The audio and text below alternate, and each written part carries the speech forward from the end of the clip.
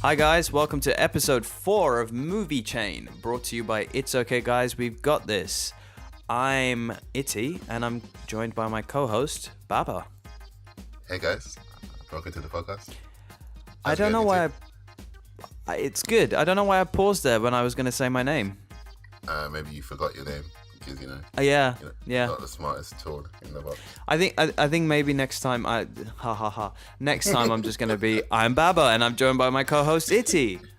Right, just to throw me off, basically. Yeah, exactly. I'm going to save that for about 2 episodes down the line.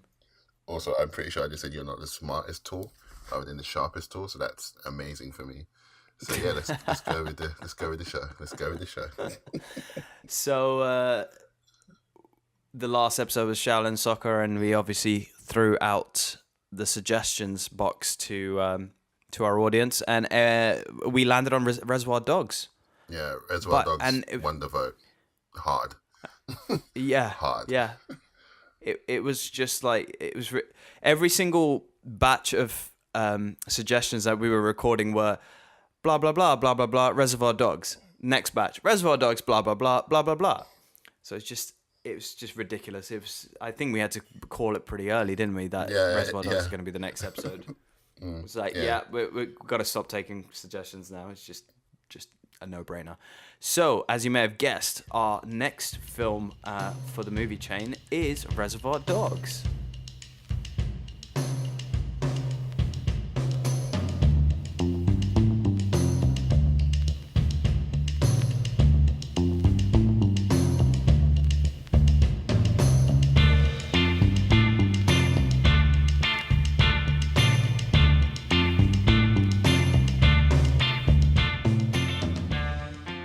Why don't we start off with the plot very, very quickly. So, after a simple jewelry heist goes terribly wrong, the surviving criminals begin to suspect that one of them is a police informant. That's a very good synopsis that's on IMDb at the moment. Like, they really kind of encapsulated what the film is about. Yeah, definitely. To be honest. In one sentence. I want to give an award to the person who came up with that description right there. For putting those 12 words together, an award. Hey, it's a skill in itself. Fair enough. So, that's the basic plot of the film. 5 guys go off to do to commit or pull off a jewelry heist. Something goes terribly wrong, and we start off with 2 of the characters who are fleeing the scene, and as the film progresses, more of the characters from the jewelry heist start entering the scene almost, and we start sort of peeling away the layers and trying to figure out what went wrong and why it went wrong. Yes. And I guess the one thing also I failed to mention is this is written and directed by Quentin Tarantino, the legendary Quentin Tarantino, and it's his first film. Yeah, debut, Reservoir Dogs. Yeah. Very, very mental. What did you think of the plot? I thought I had seen this before, and I realized as I started it, I had not seen this before, and I can't explain it. But it's very different. Like, it's essentially a heist film with no heist. Yeah. That's a very good point, yes. You see the build-up and you see the aftermath, and it's just, honestly, it's just different. I can't even explain it. It's just so different to what I'm used to. And dialogue heavy, insanely dialogue heavy. Like, I know it's Tarantino, but this was like, actually insane. I don't think you've seen, is it Linklater's Before trilogy? I think it's like Before Midnight. No, I haven't seen those. I really want to watch those. Those are like, those are similar in the sense that it's pure dialogue. There is no action scene, no nothing. It's just literally 2 people talking through the entire film, and it's insane. I don't know why I started watching that film, but you get into it and it just flows. And I think it's the same for this one. It just gets into it and it just flows. At one point I was like, is there going to be any action? And then I guess there's like very small very, very small scenes of Yeah. interspersed with action. But I was thinking, like, I swear, there's more. You see more action in like a Transformers trailer. Honestly, Yeah. like Yeah. in that 3 minutes of trailer, you see much more action than you see in this film. But it's I th- dialogue heavy. It's I talented. think It's the good. only It's thing good. that kept this film going for me anyway was the fact that we start off with almost no information. Yeah, and it's right in the thick of it, and you're like, "Give me information. I What's need more going on? information. I need to find Yeah. out what's going on." Yeah, exactly. You're Yeah, correct. yeah. Because now that's a good thing, but it was also, if that wasn't there, I would have hated this film because the scenes were very long. They were painfully long when I was watching it. This is not my first time watching this film. This is actually my second time, and I'm a big fan of Tarantino films, but this is probably one of my least favorite films that he has done. But that being, I think the main reason for that is because of the extremely long scenes. Because at some points you're just kind of like, oh, come on, man, we're still on the scene. Can we just move on and just see something different?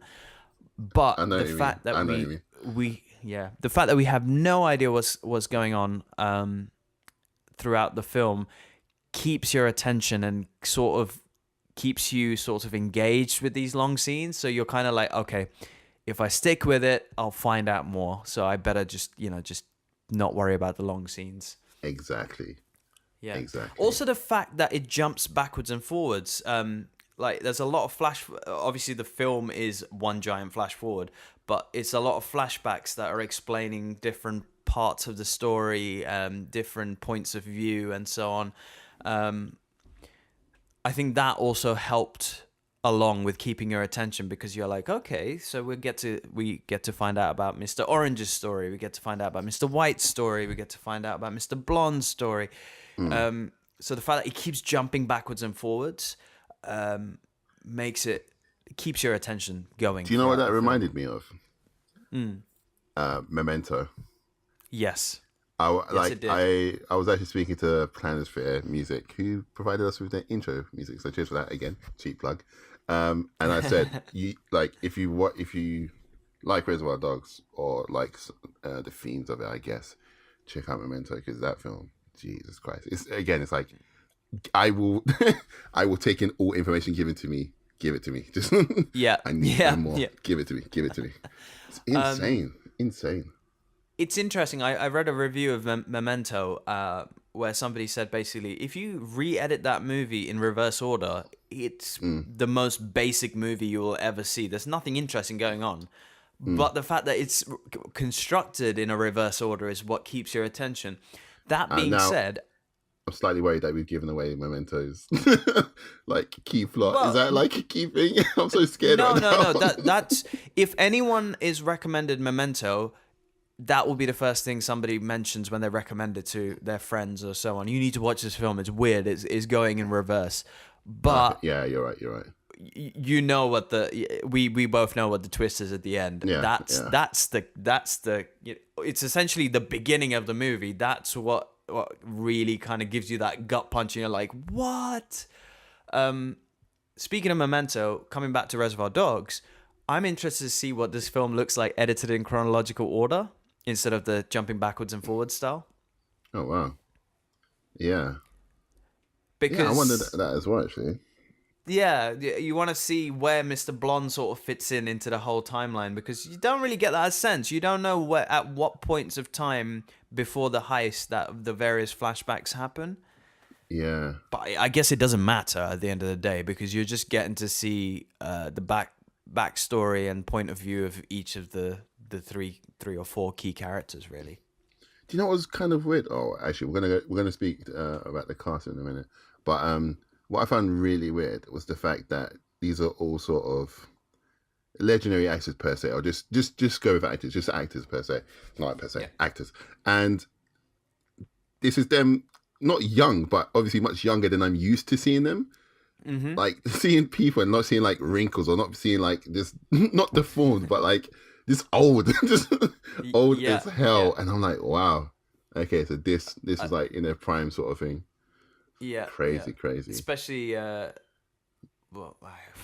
I guess. Oh, Mr. wow. Yeah, Pink. all of them actually. Yeah, all of For me, it was Mr. Mr. Pink. Pink. For real. I was like, wow. Okay, so like he looked normal. Um, the opening scene in this movie, I really didn't like because I felt like the What? actors were mumbling through this. That's the only reason I didn't like it. The fact that I couldn't really make out what they were saying because it almost seemed like they were mumbling through their lines. You know what you needed, Itty? You know what you needed? I know. Subtitles. But Subtitles leads the I way. didn't have subtitles when I was watching it at the time. The option was not available to me, so Lucky that's you. all I can say. So, but it was really cool to see that Tarantino's been using that style all the way back to his first movie in '92. Because now, if you watch his movies, things like Death Proof, the same exact scene exists. There's a scene where all the girls are having a chat. And it's just random talk. It's not relating to the plot at all. They're just having a conversation and the camera's sort of spinning around the table, catching all of this conversation. So it was nice to see that going back, that he was using it back then, because that's almost becoming his signature style now. Yeah. I think it's just good to. It's almost like a cold open of a TV show or something. It's insane. Yeah. Like, Yeah. just like, okay, here we're going to talk about something and sort of give you an insight to characters. Like, it's sort of like a backstory type of thing, just through basic chat. Yeah. The monologue on tipping from Mr. Pink. Yes. Yes. It's true, though. I listened to it and I was It's very actually, true. Yeah, fair enough. It's so weird. But And let's not forget that the opening dialogue is literally about, is it porn? Are they talking about porn? They are talking about when porn. they're talking about were they talking about Madonna's, like one of Madonna's songs? Was it then? Or was that later? See, this is what I mean. Like we don't know what they were talking about. All you know is it was really vulgar, it was really explicit, and that's it. I think it was about Madonna. Like they were saying, like the meaning of Madonna's song.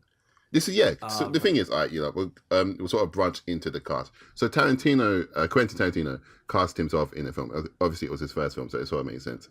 And he's just like, I swear he's talking about Madonna. He's just like going off on one. It's just normal chat, and he sort of branches off. It's just weird. It is just normal chat, nothing spectacular. It's just them in a diner, and it's quite bizarre. I don't think it was scripted. Oh, do you know what? I read that. So just so in case people don't know, the heist was formulated by. In the film, the guy's name is Joe Cabot, who's played by Lawrence Tierney, and he constantly messed up his lines to a point that a lot of people are annoyed. And he got fired, hence him like not being in the film that much. But, but yeah, like for them to get through that scene, there's like a few sort of goofs that they left in because it was like one of the good takes. So right, okay. check out the trivia when you can. It's quite interesting. But I guess they probably mumbled through it and they were like, "We got it. Just move on. Like, we'll do it. We'll sort it out later." So shall we put the audience out of the misery and go through the cast? Yes. So you had Harvey. Is it Harvey Keitel? Yes. Is that his name? All right, we'll go with that. Harvey Keitel as Mr. White. Tim Roth as Mr. Orange. Michael Madsen as Mr. Blonde. Steve Buscemi as Mr. Pink. Chris Penn as Nice Guy Eddie Cabot. Lawrence Chaney as Joe Cabot. Quentin Tarantino as Mr. Brown. Edward Bunker as Mr. Blue. I think those are the big names. Mr. Blue had the most minimal involvement in this film. They mention him and you're like, who was he again? Who's this? Yeah, do you know who he was, by the way? Like in real life? Who? So he was a former criminal and an author of crime fiction.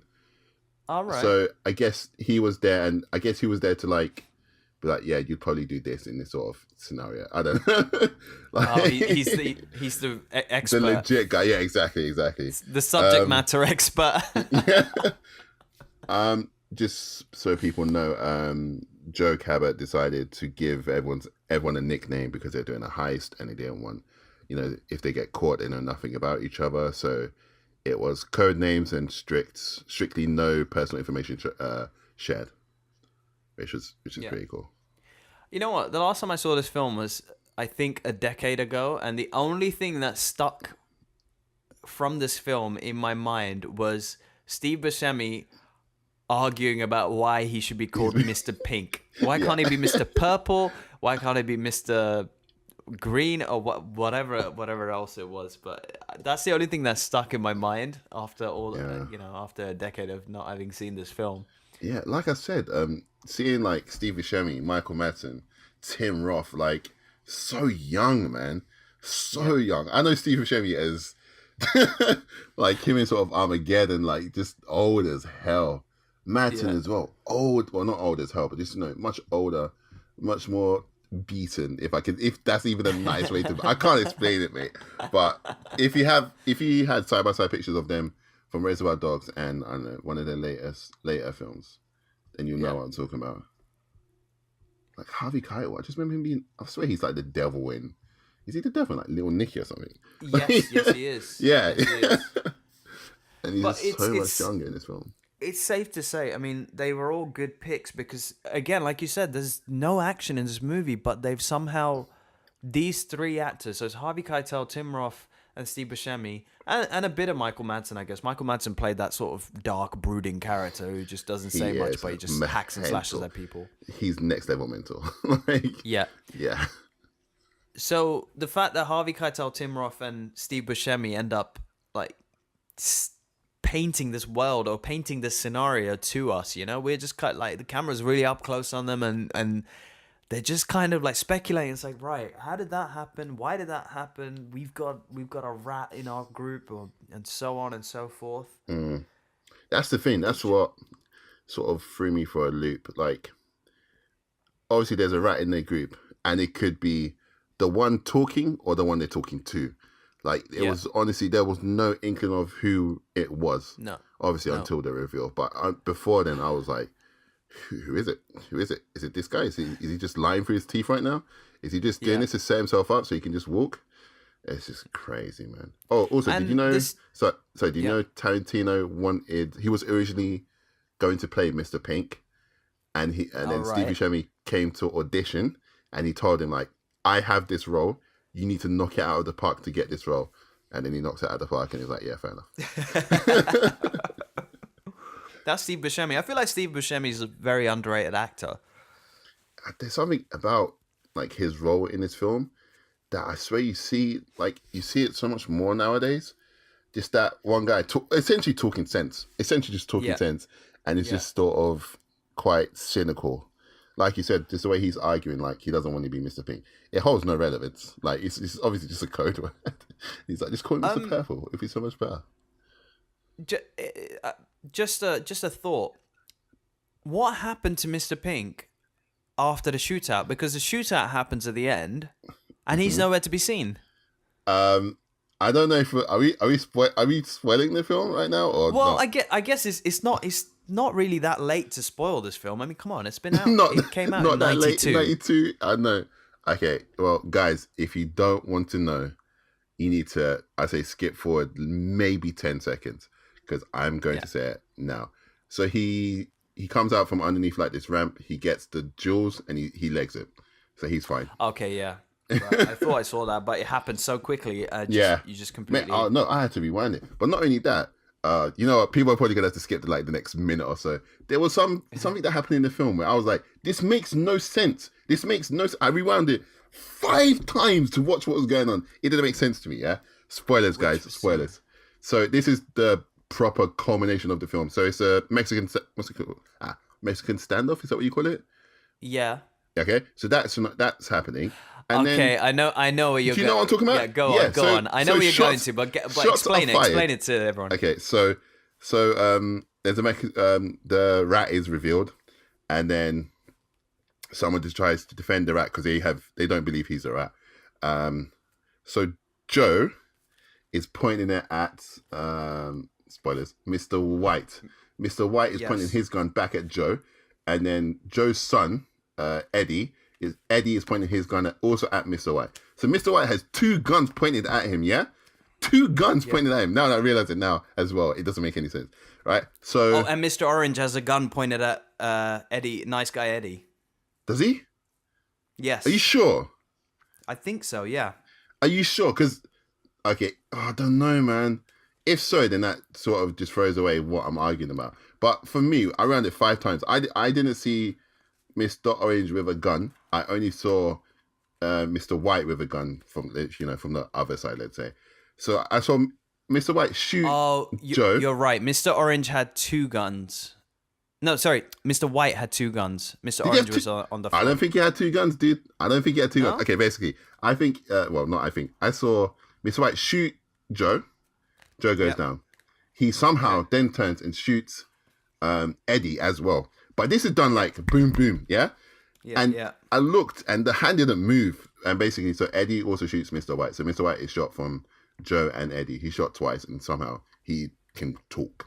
I don't know how it's possible, but he's alive. The other guys are dead. Yeah. I didn't understand how Mr. White was able to shoot Joe and then turn and also shoot Eddie without turning. That's what I was like, he's not turning. This doesn't make sense. My question was, how did Mr. Orange get shot in that standoff? Oh, yeah. Yeah. Oh, no. Sorry. That's Sorry. what I understand. So I messed up. Joe is pointing his gun at Mr. Orange. And then Mr. White is like, hey, if you shoot him, I will shoot you. And I like, that's what's going to happen. I will definitely shoot you. Yeah, he said, if you kill this boy, you will die next. I remember he said it. The way he said that was like pretty cool as well. He said, if you kill this boy, sense. You will die next, yeah? So Joe shoots Mr. Orange, who's on the ground. Mr. White shoots Joe. Yeah. And then somehow also turns and shoots Eddie. And Eddie has also shot Mr. White because he shot his dad. And I'm sorry if people are finding this and like, what the hell are these guys on about? Watch the film. Go watch the film. I mean? The guy shot 2 people and he's not Neo. It doesn't make sense. He can't move this quickly. He didn't move. That's the thing. I looked so much. I was like, nah, hang on. He didn't. Who shot this guy? Why is this guy down? Like 5 times I went back. Nah, something went wrong. Maybe it's just a goof and he's meant to turn heavy, but it didn't work. And that's the Baba turn on it. Soundtrack. I can't remember much of a soundtrack for this film. There are 2 songs in this film. There are 2 okay, songs. so it wasn't just me then. I felt like there wasn't that much music going on in this film. Do you know what it is? I think that's also what played into long scenes. I can't explain it. But it was just no background music, no themes, no nothing. It was just chat, just talk. So Reservoir Dogs, if you somehow haven't seen it, I feel you would have seen a parody of the intro scene, which is the guys walking in slow motion down the street in suits, and there's a song called Little Green Bag by the George Baker selection, which he might play or he might not play, depends on what he feels like. And it's honestly, I can't explain it, but it's something you've either seen it or you've seen a parody of it. You can't have not seen it. It's been heavily parodied. That one, and then also Stuck in the Middle with You during the iconic scene associated with this movie. Yeah, there you go. So, yeah. Well, at least we can keep that bit. For anybody who hasn't seen this film, we can keep that scene quiet and under wraps. And for those who have seen the film, you know what we're talking about. That's the thing. I feel it was just those 2 songs. I don't think anything else. No, I didn't pick up on anything else either. Maybe one song in Mr. Orange's flashback. Oh, there was a... It's a song for the end credits, and I was like, "What the hell?" It's that song. What was it called? All I remember is the line like, "You put the lime in the coconut, you drink it all up." I was like, "What the hell?" I've heard this in the past 5 years or so, and I was like, "This was in Reservoir Dogs? What the hell?" So yeah, it's and the soundtrack's pretty much Tarantino it's sparse. Style. The thing is, it's sparse, he just sticks but in pop songs. It's sparse, but it's iconic. Yeah, I'll go with that. Oh, they also had a song that was in Guardians of the Galaxy. The Hookah Jacker song. Yeah, what's that called? Hooked on the Feeling by Blue Suede. Hooked on the Feeling, Blue Suede. Yeah, I was listening. I was like, this is in that. Yeah, so let's go with 4 songs, and they're all quite memorable. So yeah, Yeah, and they're very, very sparse. So you just yeah. but I guess in a way it worked because when they came in, you really kind of noticed, and it had a bit of an effect on the scenes, I guess. By the way, there is a soundtrack for it, like I don't know, a disc or whatever, probably a cassette, yeah. Yeah. And there's 1, 2, 3, 4, 5, 6, 7 songs on there, and Right. 7 songs, 16 songs in total. The rest of them are just dialogue that's been extracted from the film. Yeah, one is called Madonna Speech. Oh wow, really? Yeah.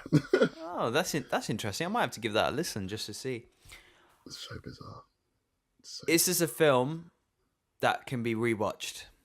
Rewatched? I don't think so. I think if you do, it can't be rewatched soon.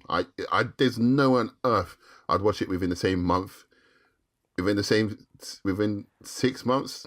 I doubt it, but there's something about it. I think it's so different, mate. I can't even explain it. I feel it's like the anti-Michael Bay film. Sorry for I'm not hating on Michael Bay, but it's just it's literally the polar opposite of him. It's heavy dialogue and letting the dialogue tell the story, and relying on the actors, just pure acting at its heart. I guess that's and that's good to see. I guess from Tarantino's first film that he was like, I'm going to do this and it's going to work. There's so much about this film, by the way, that I think people should check out. When I watch a film, I go to IMDb trivia just to know more about it. Basically, obviously, this was Tarantino's first film, and there wasn't a lot of money put towards it, and Harvey Keitel signed on to it, and then that somehow created like 1.5 million. And the budget for this film is like 1.8 million. So him joining that film was a big deal. It was a massive deal. Also, most of the wardrobe is the actor's wardrobe. Like, they didn't have money for it, so they just wore their own clothes. The car driven by Michael Madsen, that's his own car. Go on. No, I was just gonna say it's this compared to the rest of his films or any other films that came around this time. This isn't the best film, but considering it's his first film and they managed to pull off quite a lot with such a low budget, is amazing to see. You know, it honestly it is. I don't know what those guys were like at the time, like the actors that he managed to get tied to the film, but I think that was a really good idea. I think I watched an interview with that Robert Rodriguez did, where he interviewed Quentin Tarantino, and he was talking about this film, and he was actually really nervous making this film. Really? Because he had a lot of pros, especially when Harvey Keitel signs on. He's just like, oh my God, I'm just some kid who wants to make this random movie, and all these pro actors are here, and they're actually looking to me for like direction and instruction. So he was kind of nervous in that sense because he was probably the most inexperienced person on the set when they were making this film. Wow, okay. So it just goes to show, you know, it's just... You know how Michael Madsen had something in the boot of his car? He took it for a ride, went and got some food at a drive-thru, and the food from the drive-thru is in the film. When you see him like drinking something, that's from that when he went to the drive-thru. Yeah. I just find that hilarious, to be honest. Well, from when he actually went to the drive-thru in real life. And then we'll go back and film. And then they're like, yeah, okay, fine. So he's like, no, I'm just going to drink. Just film me, man. What else happened? What else? I was like, this is ridiculous. Oh, so Michael Madsen, it seems in real life, is quite a normal person and not crazy. And he was asked to do outlandish stuff that sort of went against his nature. So he found it quite hard. And a line was said in the film. I don't know how to how to make this spoiler free. Basically, a line was said in the film, and Quentin Tarantino was like, "Oh God, like this is gonna mess with Michael Madsen," and you can hear him say, "Oh no, no, no." Like in the actual film, he actually says it. Like I read that, I was like, "Nah, this can't be true." Then you go back, and it's like, "Yeah." God, you know what? I really want to hear a bit more about this line. What was the line? Spoiler alert. It's when it's in the big scene. Yeah. Spoiler alert again. It's Right. The cop says, "I've leave it, man. I've got a kid or something like that." And Michael Madsen just had a kid, and Quentin Tarantino was like, "Oh God, no! This is gonna break him. This is gonna break him." So yeah. It's honestly, mate. There's so much. There's so much. Like the guy messing up his line so much that he got fired. So I just find that amazing. That everyone was annoyed. Everyone was so annoyed. I didn't even know that. Nah, just get him. That explains why you don't see him at all in this film. Yeah. So yeah, I by the way, just coming back to the rewatchability, I agree. Like I will be perfectly happy not watching this for another 10 years. Like I said, it's not my favorite Tarantino film. Most of the scenes went on a bit longer than usual. But that being said, if this film didn't happen, we would not have got Pulp Fiction. Or any other Tarantino films. I do like how he tries to. I think in that together ish, or the fact he's sort of like, well, not like Nolan. Probably Nolan's like him in the fact that he uses people that he knows, or people like it's always the same sort of people. Does that make sense? You know what I mean? Yeah. Mm-hmm. Yeah. In the interview that I heard, in the interview that he did with Robert Rodriguez, another thing he said also was he was writing the script for Pulp Fiction while he was filming this. You serious? Yeah. So he had the script for Pulp Fiction like nearly done when they were making Reservoir Dogs, and then they went on to make Pulp Fiction afterwards. Another bit of trivia on here about Mr. Blonde. Mr. Blonde's real character's Mr. Blonde's character's real name is Vic Vega. For some reason, that rung a bell with me because I thought there was something Vega in Pulp Fiction. So I've just had a look for the trivia, and it's John Travolta's character is called Vince Vega in Pulp Fiction. Vic Vega, Mr. Blonde in this movie, and Vince Vega are actually brothers in this universe that Tarantino's sort of making. And he was also planning to make a prequel to both Reservoir Dogs and Pulp Fiction called Double V Vega. I would have loved to see that film, and also that title is amazing. Double V Vega. They got old, and he was like, "Okay, let's scrap this." Well, they should bring back Double V Vega. Well, maybe with different actors. But it wouldn't be with different actors, and people like, nah, it's not the people. That's the thing. Honestly, man. So, what would you give this a score wise? What would you give this film? Oh man, it's out of 5, isn't it? Because you chose 5 and you hate me. Yeah. And no 0.5s. Oh man. The thing is, honestly, it's different. This is honestly like, it's so different to the films I'm used to. Really, really different to the films I'm used to. I liked the fact that the dialogue is the story. Yeah. But at the same time, I needed some action. That's just me. Yeah. So, I'm going to go with... Drum roll. I feel this... No. You know what? No. What's your score? This always works. Okay.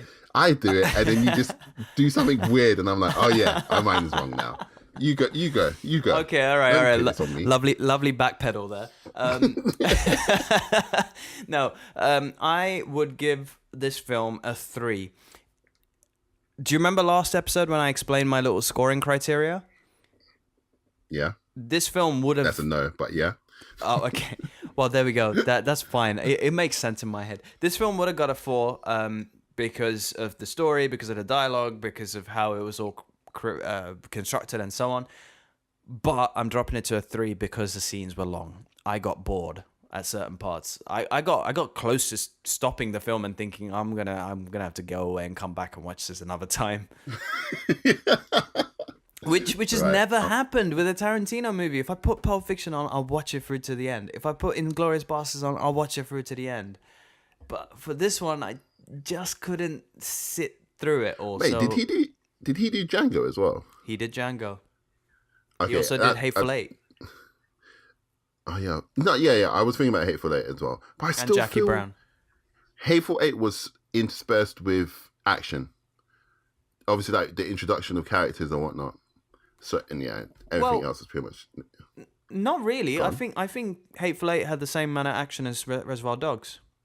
It was just violent, bloody mess every now and again. Was it not? Complete. Yeah. Okay, I know what you mean. Actually, with all the okay. The surroundings mention were different. The surroundings were a bit more exotic compared to Reservoir Dogs. That's what it reminded me of. It reminded me of you watched Community and they explained the Community, a bottle episode. You know, one episode where they just stay in one place. Like if Friends, they had to stay in the apartment for one day. In Community, when they had to stay in the study room for one day. That's what it felt like to me. Anyways, my score is also going to be a 3. It's the good side of average. Oh, sounds terrible now that I say it like that. But yeah. It's a good film, but it needed a little something to keep your attention going, essentially. For me, I feel some people are going to be like, no, this is a 5.5. 5 stars, what you want about, blah, blah. A 5.5 out of 5. Yeah, it's a 3 from me. I also forgot, like, the language in this film. I was watching it, I was like, Tarantino's got something up his ass. Like, I don't know what's going on. But I thought about this, and I thought about Django, and like the racial epithets. Is that the thing? Oh yeah, the terms. The N-word was used a lot. Holy shit! Like, I think he's actually said he is sort of trying to break down this whole barrier around the N-word. He's like, it shouldn't be, but not in a positive way, as in. Yeah, it shouldn't. I remember he did this whole big speech about it and whatnot. Yeah, I know. It's just, I remember because when Django came out, I think there was like a absurd number. It made sense for Django and he because was like, slave times and then stuff. Yeah. And I remember he didn't have to defend himself, but I know there was some sort of news interview, and he was like, "Right, let me just clarify this now," and just sort of went off on one. Anyways, 3 out of 5. Yeah. So for those of you who are listening to Movie Chain for the first time, Movie Chain is the show where the last letter of the film we review decides what film we review on the next episode. And this is where you, the audience, come in, because we can sort of throw in our picks for the next episode's film review, but you guys can jump in and give us another film starting with the same letter, which we are actually, we're not obligated. I think we prefer to see what the audience actually throw out there, because it's always very interesting, the films that get suggested every time we look for suggestions for the next episode, isn't it? Yeah. So to give you an example, this episode we reviewed Reservoir Dogs. Last letter is S, so the next episode will be a review of a movie starting with S. And obviously S is a very common letter that's going to be at the end of a lot of films. So this is the second time around we're coming to S. Yeah. What's your pick? My pick is going to be the horror film Sinister. Are you kidding and me I right just now? wanna add a little What the? a little kind of asterisk to that title. Baba hates horror movies. Guys, please give me a horror movie. I want Baba to watch a horror movie. In fact, mate, I will be there. I will watch it with you just so I can see your reactions. No, I'm going to punch you. Don't come next to me. I don't know how I'm going to, but I'm going to fix this vote. I am not watching Sin. What? Who's in that film, by the way? Ethan Why do I Hawke. feel like I've heard this so much? Huh? Ethan Hawke. It's the it's It's like some slime type thing. What the hell is this? It's the Sinister is the film trailer that I recorded your reaction to, if you remember, all those years ago, and we have it somewhere on the site. Let's shut this down right now. I'll throw in a remember watching that snippet trailer. for everyone just about now, so that you can actually get an idea of what that reaction sounds like. So it'll help you decide whether or not you want Sinister to be the pick. No. No. Someone's in the box. Dude. No. What's going on? Oh, why am I watching this? Okay, it's a film. It's a film. It's a film. What the? No, I hate you so much, dude. Oh my God, mate. My life. Oh, my life. It's done. It's done. Oh my God.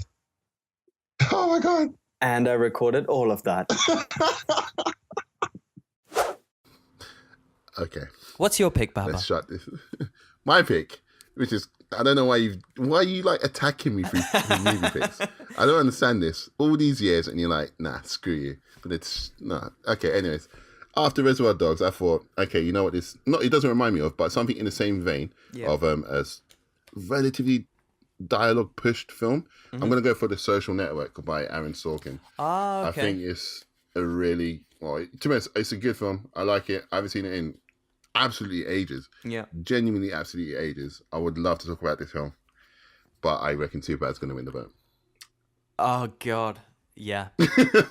Yeah. Unless the Serenity fans out there drop Serenity again. Well, yeah. But no, that's the thing. Serenity was given as a choice. Yeah. So we're going to start off with Sinister, Social Network. But wait, Baba. A write-in. What are you doing? What are you saying that? What do you mean? Social Network. Isn't it The Social Network? Yes, we've said this before. If it's the, then it goes to the next letter. What's wrong with you? No, we know this. Don't try to pull that. You know this. I couldn't resist. Also, if you go to if Sinister wins, we're back to art. Oh, we're gonna be in the never-ending circle. guys. Social Network. Come on, Eisenberg, Timberlake. But then, what film is out there starting with K? Ooh, Krampus. Guys, pick Social Network, then we can watch Krampus, the horror movie. Mate, is that like some dwarf or some deformed Santa? Yeah, it's a Hungarian Santa Claus dwarf creature thingy. I haven't seen that film, but I want to watch it. Oh my God. Whatever. As long as fine. Whatever. Just let Social Network win, and then I'll fix the next vote. So I don't know how it's gonna work. What a Sinister. So is Ethan Hawke Boyhood Man. Is he Training Day, dude?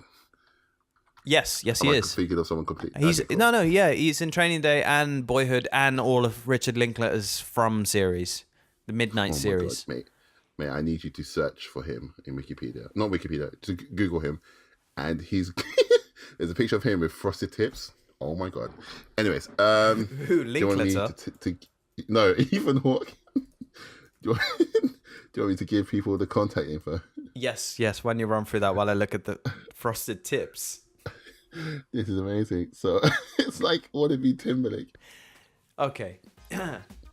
So you can find all of our episodes on our lovely website, itsokayguys.com, or you can head over to iTunes, search for It's Okay Guys We Got This, or even search for Movie Chain, and you'll see all the latest episodes we have in the Movie Chain series. If you are not on an iPhone or an iDevice of some sort, you can find us on Stitcher Radio, which is the non-iPhone podcast directory. Go over there, type in Movie Chain, and you should be able to see all our latest episodes. You can send us all your suggestions on Facebook at The OK Guys. You can find us on Twitter to send your suggestions at It's Okay Guys.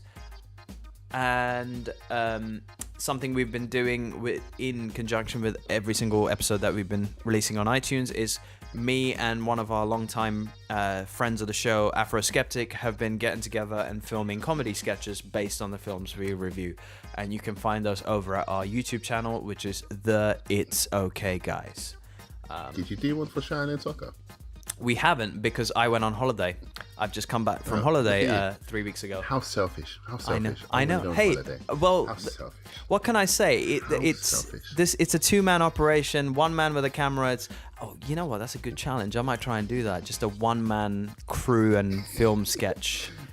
You know what? That's going to work for when we do Project X, with like a found footage type. Yeah, a found footage one. Yeah. Definitely. So I've already got an idea for Reservoir Dogs for for a Reservoir Dogs sketch that we're going to do. I just need to ping it over to Afro Skeptic. And then, you know what? In fact, because we skipped Shaolin Soccer last month, we may have to double bill it this month. And release 2 sketches at once. Or a combination. Don't do a combination. Never go full retard. I knew you were going to say it. I was like, I need to shut this down now. So all of the social media links can be found over at our website, itsokayguys.com. Just click on any of the Movie Chain blog posts and you will find that there.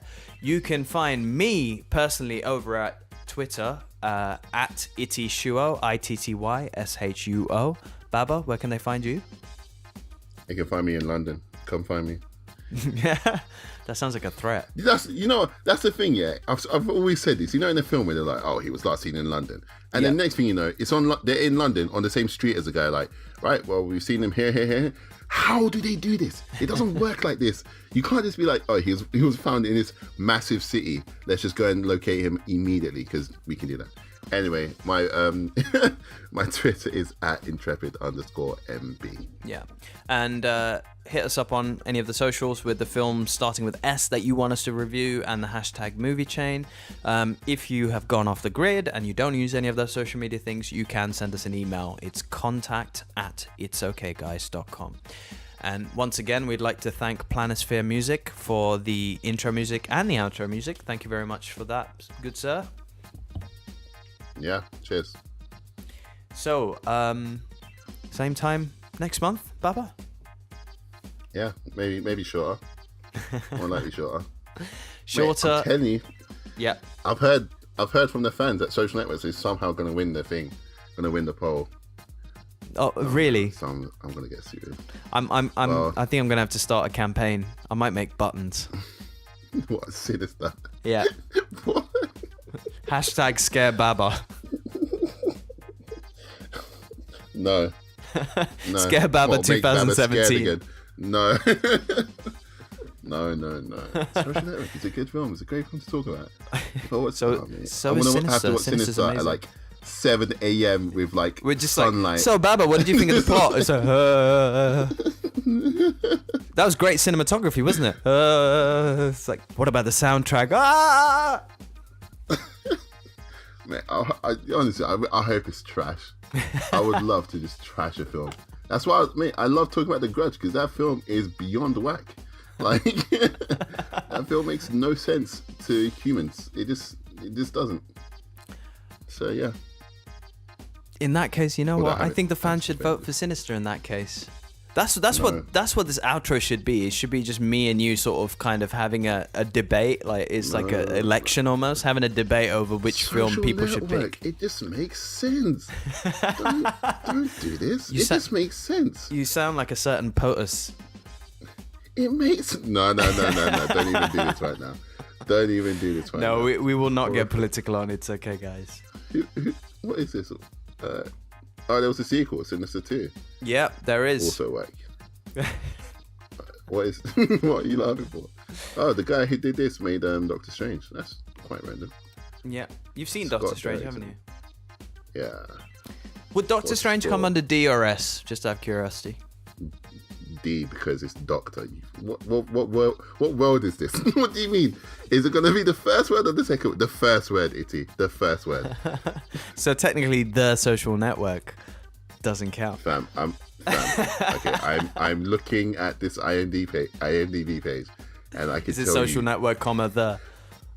No, I don't know what you're talking about. I'm looking at Sinister, and no, just no. There's pictures. I hope it's from another film, because no. Nope, it's from Sinister. Nope. That is not happening. I would like to remind the audience about Baba's reaction, which is going now. Someone's in the box, dude. No. See, who wouldn't want to hear that reaction? You know what? Some people are pricks.